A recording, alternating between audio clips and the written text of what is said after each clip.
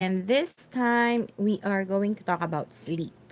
Okay, so di ba, we're trying to like be more healthy. What's happening? No, guys. I'm really sorry about that. Nagkaroon tayo na on very slight technical issue, but we're back. We're here, and for today, we're going to talk about sleep, diba? So, previously, we've talked about physical activity, diet, and now we are talking about sleep. Why is it important? So, I just want to share a very quick story. It's really a sad story.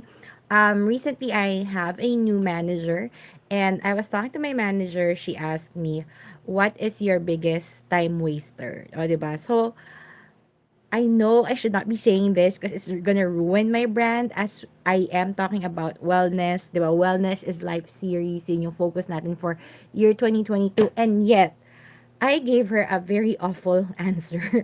I told her na ang biggest time waster ko is sleep. And then, I have to elaborate. I told her, I work in social media, so social media is not really, not really work, but it's a side hustle of mine. So, for me, it's not a time waster, and I make sure that I only work on it like 1 to 2 hours per day. I know it's like a bad habit na ganun siya katagal on top of my job, 'di ba? So parang it, just job alone, like my work and my side hustles, it's already consuming 10 hours of my life. 'Di ba? And then the remaining, syempre, kumakain ako, natutulog ako, 'di ba? So I really cannot count them as sleep. But it's already sad. Tas syempre yung ibang hours is for leisure time, like when I do my color pencil drawing. So, please really make a habit to follow me in social media para makita niyo rin yung mga artworks ko. I know they're not really very good, pero they're really helping me get the stress out and off my system. So, please do check them out. Make sure to follow me in Instagram. It's Mimita Chinita. Also in Facebook, Mimita Chinita, separate words. And also, I'm in Twitter. Although I just usually just comment on how people react on social media. Right now, magta 2022 is like a year for presidential elections or ano ba? National elections is the more appropriate term. So medyo magugulo mga tao ngayon. And I just really like to comment how stupid they've been thinking and reacting so that they can, step back and think about it, not just really criticizing them. But anyway, let's get back to sleep. So yun nga, since my side hustle is on social media, I don't see that social media is a time waster for me. Pero, sad to say, sinabi ko sa boss ko, sleep, it's because I've been sleeping 6 to 8 hours. And the only reason why I answered that way, it's because I saw this um, palabas. May channel nun eh, pero nakikita ko na yung series niya sa YouTube. So, mas sa YouTube ko na siya pinanood. Adam ruins everything ata yun. So, parang sinabi niya doon, ang totoong may kailangan lang ng long sleeps are teenagers. Or, basta, hindi talaga yun yung topic eh. Parang ang topic is why are teenagers sleepy? Parang ganon.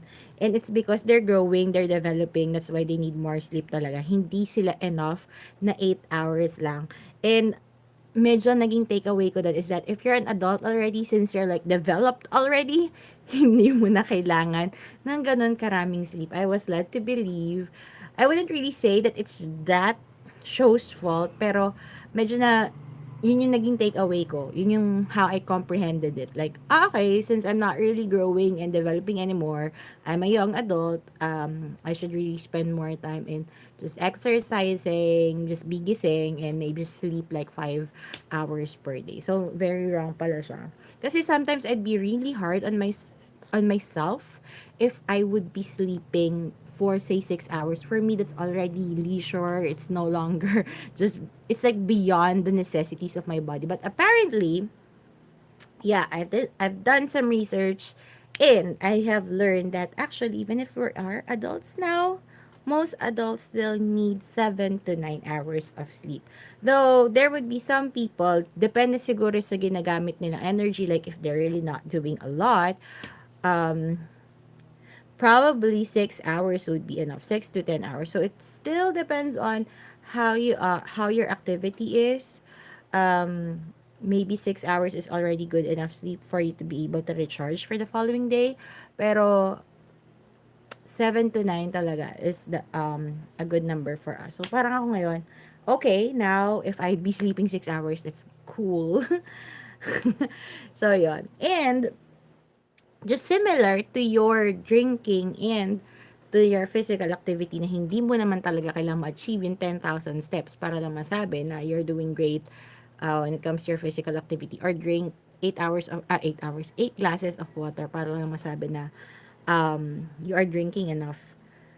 Parang ganun din when it comes to sleep. You just listen to your body, and if your body needs more than 6 hours of sleeping, then continue sleeping, 'di ba? So how would you know if you are getting enough sleep, 'di ba? Or are you like sleep deprived na kasi you're thinking na, hala, ang dami ko pang gagawin. So 5 hours, 6 hours is already enough. So do you know na yung ginagawa mong habit of just sleeping 6 hours, 5 hours a day is enough for your activities? Well, there are I'm gonna give you five things that would tell you na, hey, that's not enough sleep. Do not just sleep 6 hours. Make it 7 or 8, and then you're good. How do you know?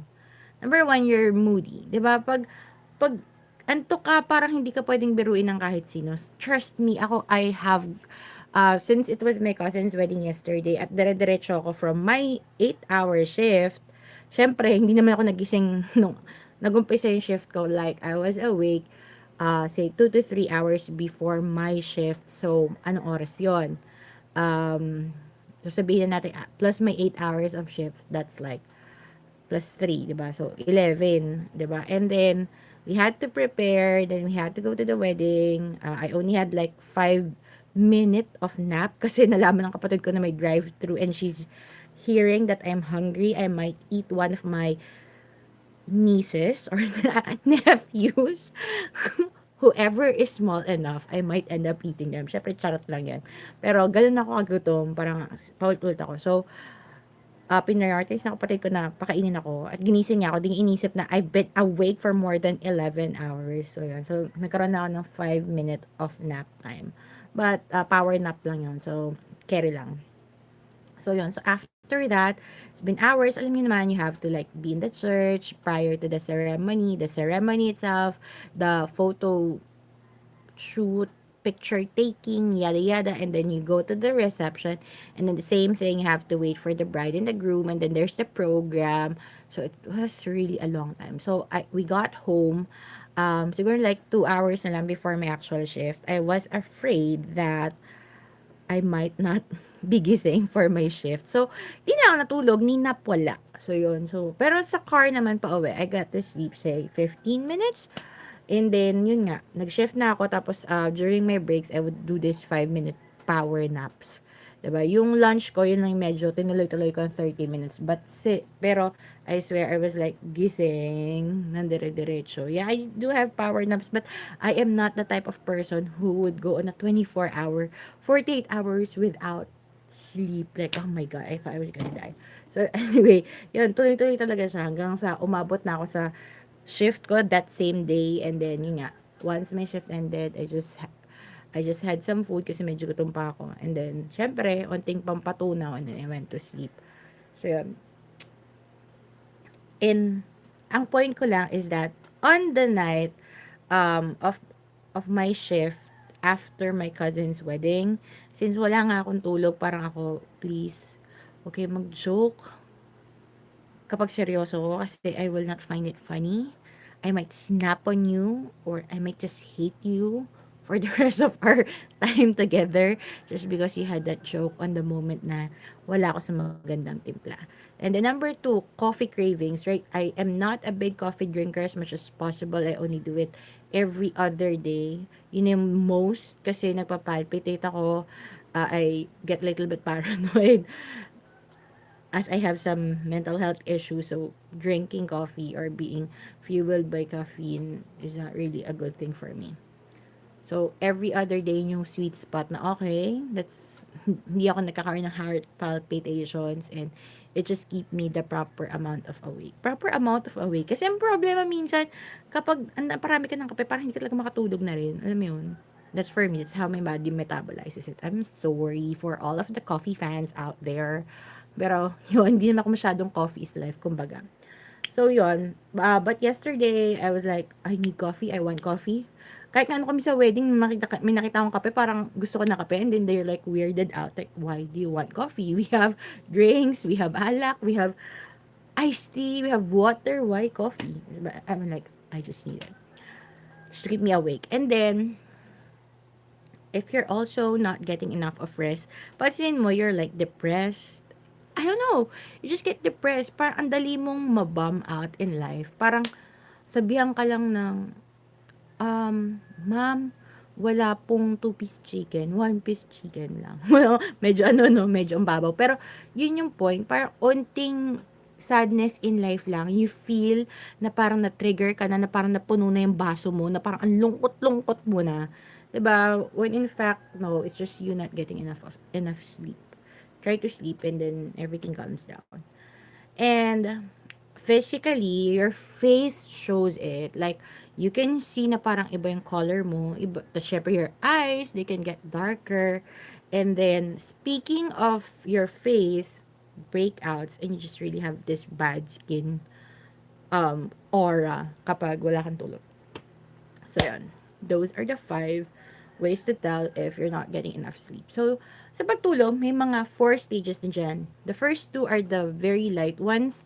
So, I'm not gonna get into it. The third one is deep sleep. Ito daw yung when your body actually starts to recharge. And it also improves your immune system. This happens usually after 90 minutes of, ay hindi pala 90 minutes yan, 30 minutes of sleep. Pag 30 minutes ka na natutulog, nandun ka na sa deep sleep. Medyo mahirap ka na rin gisingin na hindi tulad ng first 2 stages of sleep. And then the fourth one is yung REM, or rapid eye movement. This happens like after 90 minutes of sleep. Basically, this is the time wherein your brain rehashes the information that you're able to get within the day, di ba? Siyempre, kasi we learn new things. Basically, ito na yung time na pinaprocess na ng utak natin lahat ng nag-gather nating info within the day, or, I don't know, within the last time that you slept properly. Pero yon, basically, ito na yung kung saan i-improve yung brain and memories natin. Now, sometimes, ang problema din, kung bakit tayo kulang sa tulog, it's because we are just not able to sleep. 'Di ba? Parang ang hirap na talaga tumulog. And there may be reasons why you're not able to get to sleep. So we're not gonna get into that. However, for those na medyo simple-simple lang problema sa sleep, kasi baka naman may sleep disorders ka na. Let's talk about it later. But for now, let me just talk to you on how to improve sleep. Number 1, make sure you have a sleep schedule. Kasi minsan yun yung problema. Sa dami-dami ng ginagawa natin, we tend to forget that yes, we need to rest, we need to sleep. So, syempre, since we don't have time to sleep, it's difficult when we are about to sleep na, the fact that we are worrying about things, hindi tayo makatulog. Kasi wala yung sleep sa schedule natin. Lalo na ako, I'm a person who plans my day. Talagang hindi ako makakilos if there's no plan. I'd be like crazy. So, if I don't see an activity on my plan, iba yung level of ano ko. Hindi man really anxiety, but I have a little heart attack. Like, it's not part of my schedule. Diba? But I try to be spontaneous as much as possible. Pero yun nga, if it's not in the schedule, it's really difficult for me to do it. And I know some people are like that. If it's like not in the plan. I don't know if it's the Virgo in me, but that's how it works. Number 2, to improve your sleep, you need to have a sleep sanctuary. Pinaganda ko lang, no? Pero basically, just make a place wherein it's the perfect place for you to sleep in. Like, maganda yung lights. Ako, as much as possible, I keep my lights out. Or, I have the thing, the one that you put in your eyes. Para lang, hindi pumasok yung ilaw. Especially if I'm having my migraines, I really need that. Kaya may ganun ako. Or sometimes, itong cortina, talagang sinasara ko para walang ilaw. Sometimes, ganun. And of course, you need to have like a comfy bed, comfy pillows, comfy everything. Kasi pag you are in that comfortable state, parang sarap matulog, di ba? Parang kang inaaya na matulog. Next is, don't force it. Di ba? Minsan kasi, masyado din natin pinipilit eh. It's gabi na, it's my off, I should be sleeping. So, pipilitin mo yung sarili mo matulog. 'Di ba? No, don't do that. Hindi ko rin sinasabing manood ka ng TV or mag-cellphone ka kasi the blue light coming out of it is also the reason why you are awake. So what do? Make sure you have these routines to help you relax. Like if you need to take a bath, if you need to drink some tea, if you need to like, I don't know, wash your face with something cool.